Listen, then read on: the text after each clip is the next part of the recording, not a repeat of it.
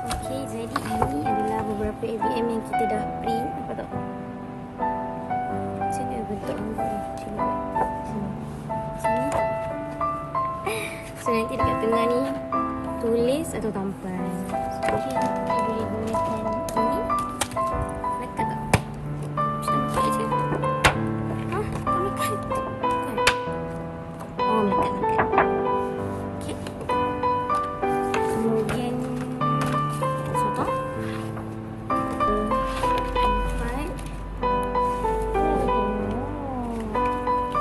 Okey, lepas seterusnya kita ada cookies. Ini kita buat besar sikit.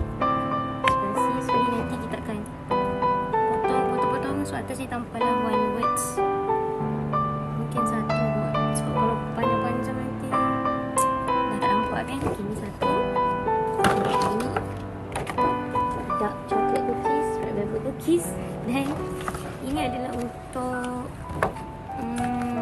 crack the egg sebenarnya. Tapi kita nak buat telur yang besar. Jadi kita terpaksa print dua. So akan tampal atas kotak. Mungkin atas kotak. ABM yang kita kongsi hari ini adalah cadangan sahaja. Tak pasti lagi. Kita akan terusnya seterusnya kita ada ini vending machine mini. Tapi yang ni belum ya. Itulah yang saya nak kata. Belum guna lagi dah rosak. Tapi kita akan guna juga. Sebelum kita ada buzzer.